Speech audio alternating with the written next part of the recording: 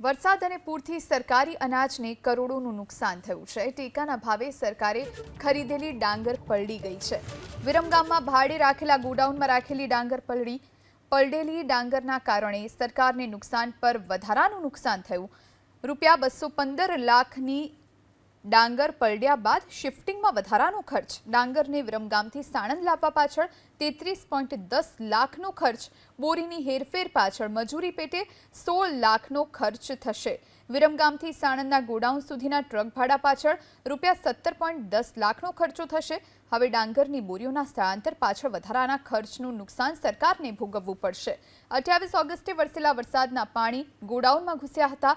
વિરમગામના 3 ગોડાઉનમાં આ ડાંગરનો મોટો જથ્થો રાખવામાં આવ્યો હતો। અન્ન અને નાગરિક પુરવઠા વિભાગે વિરમગામની અંદર ભાડે રાખેલા 3 ગોડાઉનમાં ટેકાના ભાવે ખરીદેલી ડાંગર પલળી ગઈ, ખરાબ થઈ, સડી ગઈ। હવે ડાંગરને શિફ્ટિંગ કરવાની પ્રક્રિયા ચાલી રહી છે।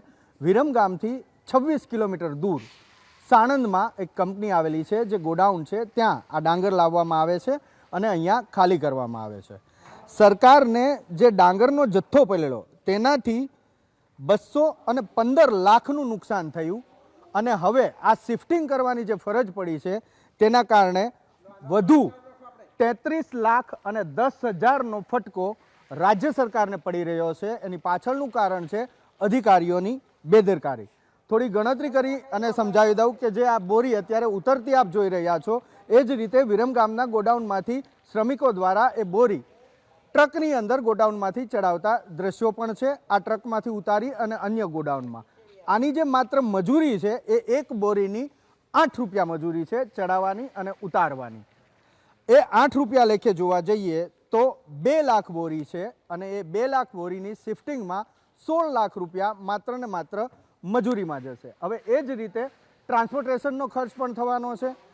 જે 2 લાખ બોરી છે એનો હિસાબ કરવામાં આવે તો એક ટ્રકની અંદર એકવાર અહીંથી ત્યાં લાવવા માટે થઈ અને 6,000 રૂપિયાનો ખર્ચ અંદાજવામાં આવે છે।